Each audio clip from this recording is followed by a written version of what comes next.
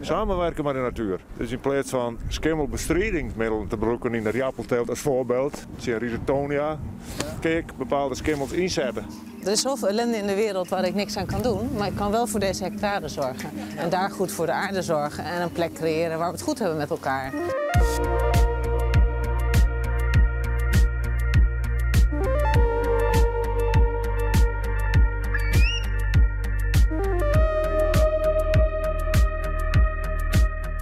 Janneke van der Velde had het roer Sonnielien radicaal omgooid. Ze had er baan op zijn en is een pluktuin begonnen op Schiermonnikoog. Dit is de bakfiets van de pluktuin en we hebben boompjes bij ons om te gaan planten vandaag. Ik woon op Schiermonnikoog, ruim 7 jaar. Ik ben naar Schiermonnikoog gekomen om daar een pluktuin op te zetten. En dit is ons 7e seizoen dat we dat hebben. Ik werkte als psycholoog in de revalidatie en in het ziekenhuis. En ik was niet zo gelukkig met ons systeem in Nederland, waar de zorgverzekeraar veel bepaalt wanneer je wel of niet zorg mag krijgen. En met patiënten praatte ik vaak over wat zou je gaan doen als je hart zou volgen. Toen dacht ik, ja, wat zal ik gaan doen als ik mijn hart ga volgen? Dacht ik, dan wil ik graag groenten verbouwen dicht bij mensen die het eten. En dat ging ik niet per se op Schiermonnikoog doen. Maar er was een van de boeren op het eiland die zei, waarom kom je niet hier? En ja, soms is dat je pad. En nu ben ik daar. De tuin heet de Tuin naast de Branding. En dat is naast de kampeerboerderij De Branding van Piet en Erik en Betty Visser. Ja. Er is zoveel ellende in de wereld waar ik niks aan kan doen. Maar ik kan wel voor deze hectare zorgen. Ja. En daar goed voor de aarde zorgen. En een plek creëren waar we het goed hebben met elkaar. Ja. En dat gebeurt ook. En dat is het eerste jaar al kwamen er mensen over het bruggetje. En die zeiden dan van, wat ben je aan het doen? En er is hier een andere energie. En voor mij was de tuin een project ook van vertrouwen. Dat er van alles genoeg zou komen. Genoeg mensen om te helpen, genoeg monden om het op te eten en uiteindelijk toch ook genoeg geld om het te kunnen doen. Dus iedereen is welkom om te komen helpen voor een uurtje, een dag, een week, een maand, een jaar. Vaak kamperen mensen dan bij de boer, die heeft een camping bij de boerderij en komen een aantal uren op een dag helpen. Maar in het seizoen, als alles in de moestuin klaar is, hebben we heel veel toeristen op het eiland die bij ons groenten kunnen komen plukken. Dan staan er blauwe vlaggetjes waar iets te plukken is. En mensen kunnen gewoon zelf oogsten en schrijven op wat ze meenemen. En ze betalen wat ze eerlijk vinden of naar vermogen. Want we hopen dat mensen met weinig geld weinig betalen en mensen met meer geld ons wat steunen.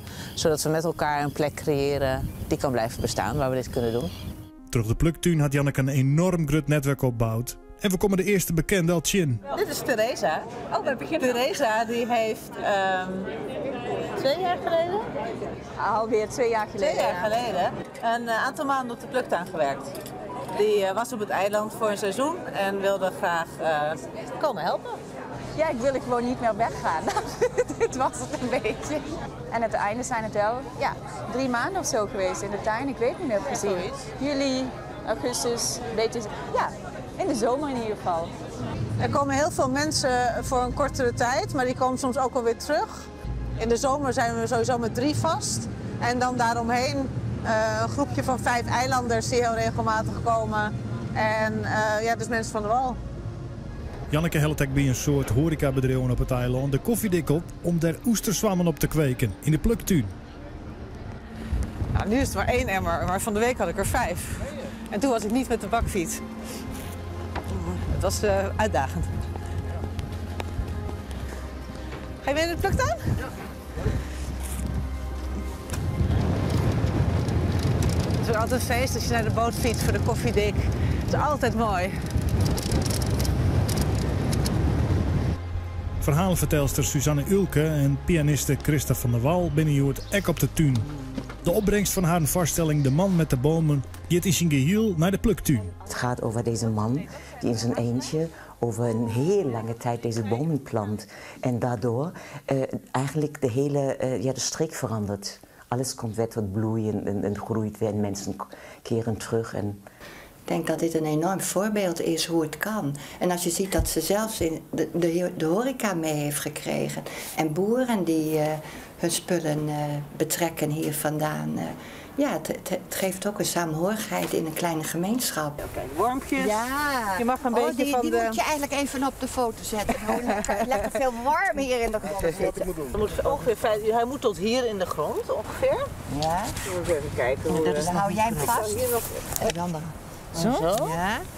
Ja, dat is wel lekker prachtig. En dan kun je het gewoon omkieperen daarbovenop, of niet? Ja, we gaan mengen met... je mag hem ook mengen met de aarde die we eruit hebben gehaald. Laten we Suzanne hier zitten. Ik moet een foto. Dit moet een foto. Ja, doe Dus dan wil je bij op de foto, want dan kan hij in de nieuwsbrief. Wat Janneke doet hier, of wat ze deed toen ze dat opzette, deze pluktuin, deed ze eigenlijk precies dat wat die man op zijn manier doet. Ze doet het op haar manier. Nou, we zijn hier nou twaalf heel hier. En ja, hoe is dat zo kan? We komen hier een keer en Janneke draait deze tuin alleen. Soms maar één betaalde kracht en verder draait het op vrijwilligers. Nou, wij hebben altijd in de groen omslaan. Ik ben boer geweest, dus we vinden het wel mooi dat we hier wat bijdragen kunnen. Op het tuin, lekker. En dus dat komt van die naar door. En dus als we 10 door hadden we weer wat helpen. Ja. Tot nu toe denken we heel vaak, we lossen het op met chemie en met kunstmest enzovoort, maar de natuur zit voller slimmer in dan wij denken, dan wij weten. Dus er zijn wel mogelijkheden om dat te combineren. Een beetje regeneratief, maar mooi woord, zeggen ze dan wel. Ja. Samenwerken met de natuur. Dus in plaats van schimmelbestrijdingsmiddelen te gebruiken in de riappelteelt als voorbeeld, Rhizotonia, kijk, bepaalde schimmels inzetten. Kan ik proberen die aan het bodemleven, want daar draait het al hier om. Het bodemleven robuust en gevarieerd te maken. Er mat nog 2 kilo oesterzwammen naar Hotel van der Werf, kweekt op eigen koffiedik. Dat moet nog even kleermaken worden. Ik krijg vandaag 2 kilo oesterzwammen. En die had ik al geoogst vanmorgen vroeg, maar toen waren net mensen die oesterzwammen wilden. Dus toen heb ik weer wat uit die bak gehaald. Dus ik moest even aanvullen. Deze koelkast. Janneke Makketek deel uit van de Fair Trade Workgroep op het eiland. En met Harry Alers gaan ze nou ook wettertappunten op het eiland realiseren. Het gezelschap komt voort uit een werkgroep Fair Trade, werkgroep voor eerlijke handel. Die bestaat al sinds een jaar of 7 op Schiermonnikoog. Maar we hebben inmiddels onze doeleinden uitgebreid ook met de Global Goals. En we dachten van nou, CO2-uitstoot die wordt sowieso moet die gereduceerd worden. En schoon drinkwater hebben veel mensen behoefte aan. Dus de gedachte is dat mensen die wat normaal hier op vakantie komen, maar ook eilanders zelf, dat die een flesje wat ze gebruikt hebben of een drinkfles kunnen vullen en daardoor minder flesjes water kopen. Want die flesjes die wat gekocht worden, die moeten allemaal hier naartoe gebracht worden met vrachtauto's en daarna met de boot. Die moeten dan hier weer teruggebracht worden daarna naar de wal. Of ze worden verbrand, worden in het milieu gegooid. En we gaan ervan uit dat ongeveer de helft van de mensen wat een flesje koopt nu zo'n flesje zelf vult. De Fair Trade Workgroep had correct als de theatervoorstelling een onvraag die bij het CO2-compensatiefonds van Wagenborg. En die had mij betellen onder wettertappunten. Ondernemers en burgers met een goed idee kunnen onvraagd worden bij dit fonds. Al jaren is er zo'n €30.000 beschikbaar voor duurzame projecten op Thailand. Als ik uit het raam kijk, er staat altijd wel iemand water te tappen. En als ze geen flesje bij zich hebben, dan hangen ze eronder met een mond. En, of ze met de handen maken ze een kommetje voor de hond. Want ze hebben natuurlijk geen dat is nog een idee trouwens.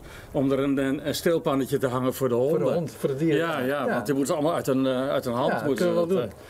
Goed idee. Maar nee, het wordt heel veel gebruikt. Heel veel. Dat is leuk om te zien. Dus en heb je als buur geen klachten op het punt? Ik hoor nooit klachten. Nee, hè? Nee. Okay. Nee, ik geloof dat mensen gewoon blij verrast zijn. Het is, alleen ze weten denk ik niet dat het echt duinwater is, hè?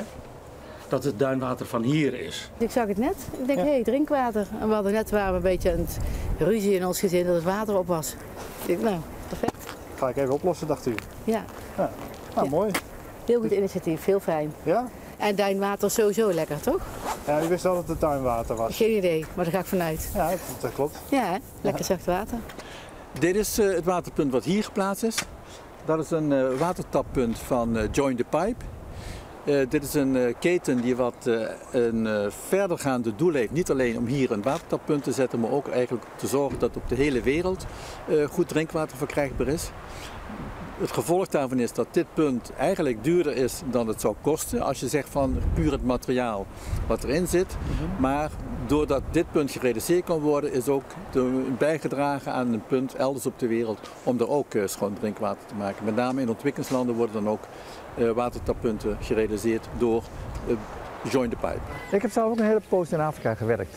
En daar is natuurlijk ook de betrokkenheid bij dat continent en bij de problemen wat daar zijn gekomen. En ik denk dat het belangrijk is dat mensen zich bewust zijn van dat ze zelf een bijdrage kunnen leveren aan het verbeteren van hun omgeving en hun leefwereld. En dat doen ze hier en dat doen we daar. En dat is goed. Hier hebben we nog een watertappunt. Het ligt vlakbij de veerhaven.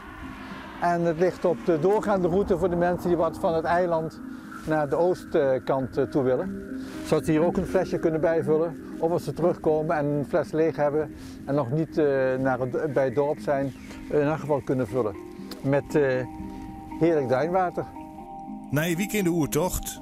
De lippelaars, ja, ik vind het zelf een prachtige verschijning elke keer. Het is bijna een tropische vogel voor Nederland. Ze broeden hier op de Oosterkwelder van Schiermonnikoog. En ik ken ze hier op Schiermonnikoog al sinds 15 jaar. Ik heb ze voor het eerst 15 jaar geleden hier zien broeden. En wat me verbaasde is dat ze hier gewoon op de grond tussen de vegetatie broeden.